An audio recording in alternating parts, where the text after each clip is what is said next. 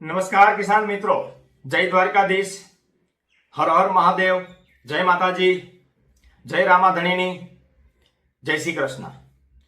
આજે બાગાયત ખેતી માટે સ્પેશિયલ દાડમ માટે તમને માહિતી આપું. જેને ઇથરાઇલ ઓગસ્ટમાં લગાવવાની હોય અથવા સપ્ટેમ્બરમાં ઇથરાઇલ મારવાની હોય, ઇથેફોનની વાત કરું છું, બરાબર? એના માટે આજનો ખાસ મુદ્દો એ છે કે એને એના પહેલા 3 સ્પ્રે કરવા જરૂરી છે. જો અહીંયા પણ પીએચ ઘટાડીને સ્પ્રે કરવાનો છે, સ્ટીકર 110% વાપરવાનું છે. આપણો સ્ટીકર આવે છે 4in1, જેમાં સ્ટીકર છે, સ્પ્રેડર છે, પ્રેનિટેટર છે અને એક્ટિવેટર છે. 4 વસ્તુ 4in1 સ્ટીકર આવે છે, જેનો ડોઝ ફક્ત ને ફક્ત 0.5 છે, બરાબર? આપણે જે સ્ટીકર જે ભાવમાં આપીએ છીએ એ શાયદ તમને કંઈ નહીં મળે. શું કામ? તો કે જે 2200 થી 2100 રૂપિયા સ્ટીકર આવે છે ને, એ આપણે 450 રૂપિયામાં આપીએ છીએ. સેમ વસ્તુ ટ્રાય કરી લેવાની છૂટ બંને બાજુમાં રાખીને પછી આગળ વધવા વિનંતી, રાઈટ? હવે આવે છે જેને ઇથરાઇલ મારવાની હોય ઓગસ્ટ અને સપ્ટેમ્બરમાં, એના માટે ખાસ 3 સ્પ્રે કરવા અતિ આવશ્યક છે, ગમે એ અવસ્થા હોય અત્યારે, બરાબર?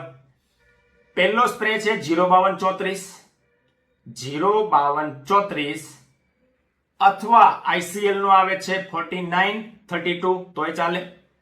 5 ગ્રામ લીટરે, એટલે માની લો કે 1000 લીટરની ટાંકી હોય તો 5 કિલો જોઈએ, બરાબર? પણ પહેલા શું કરવાનું? પીએચ 5 થી 6 લઈ આવવાનો.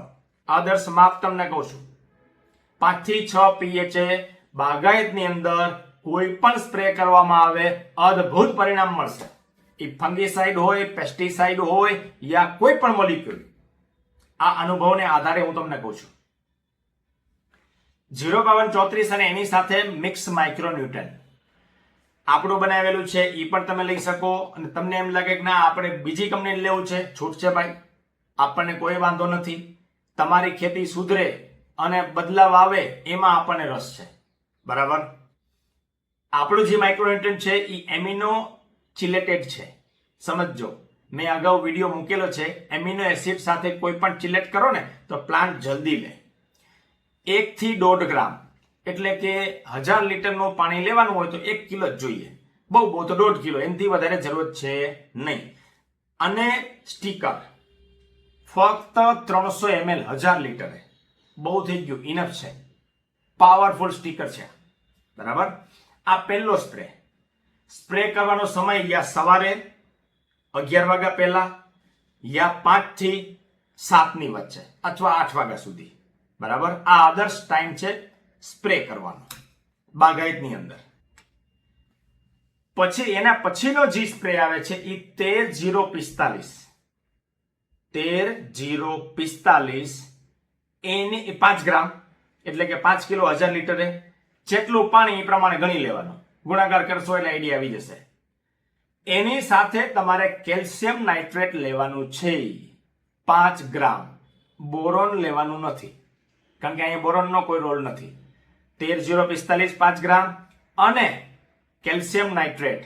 આગળ તમને સમજાવીશ કે 13045 પોટાશને અપટેક કરવા માટે નાઇટ્રોજનની જરૂર પડે, પોટાશને પાચન કરવા માટે કેલ્શિયમની જરૂર પડે. આ મુદ્દો હતો, બરાબર, જે આપવું જરૂરી છે.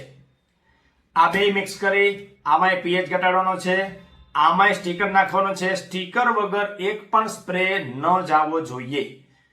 પીએચ ઘટાડ્યા સિવાય એક પણ સ્પ્રે ન જાવો જોઈએ, બરાબર? એના પછી કોઈ પણ ફંગીસાઇડ સસ્તામાં સસ્તી, જો અત્યારે કોઈ ફૂલ નથી ઝાડ ઉપર, પણ ફંગીસાઇડ આપવી પડશે. સસ્તામાં સસ્તી માની લો કે UPL નો સાફ પાવડર આવે છે, કાર્બેન્ડિઝમ અને મેન્કોઝેબ, બરાબર? એ કોઈ પણ લઈ શકો તમે, બીજી કંપનીનું કોઈ પણ લઈ શકો, આપણે કોઈ વાંધો નથી. એક મોલિક્યુલ ફંગીસાઇડ કોન્ટેક અને સિસ્ટમેટિક જવું જોઈએ 2 થી 2.5 ગ્રામ, એટલે કે 2 કિલો 1000 લીટરે અથવા 2.5 કિલો, એનાથી વધારે જરૂર નથી. અહીંયા પીએચ ઘટાડવાનો છે, આમાં સ્ટીકર વાપરવાનું છે, તો જ અદ્ભુત પરિણામ આવશે. આમાં સવારે સ્પ્રે કરવાનો છે યા 4 થી 8 ની વચ્ચે યા 5 થી 8 ની વચ્ચે સ્પ્રે કરવાનો છે. આ પણ મુદ્દો મહત્વનો છે. વાદળછાયું વાતાવરણ હોય, તડકો ન હોય તો ગમે ત્યારે ચાલશે.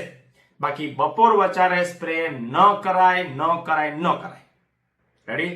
આ 3 મોલિક્યુલ દરેક બાગાયત ખેતીએ જ્યારે પણ ઇથરાઇલ મારવાની હોય એના પહેલા લગાવવું જરૂરી છે. બરાબર?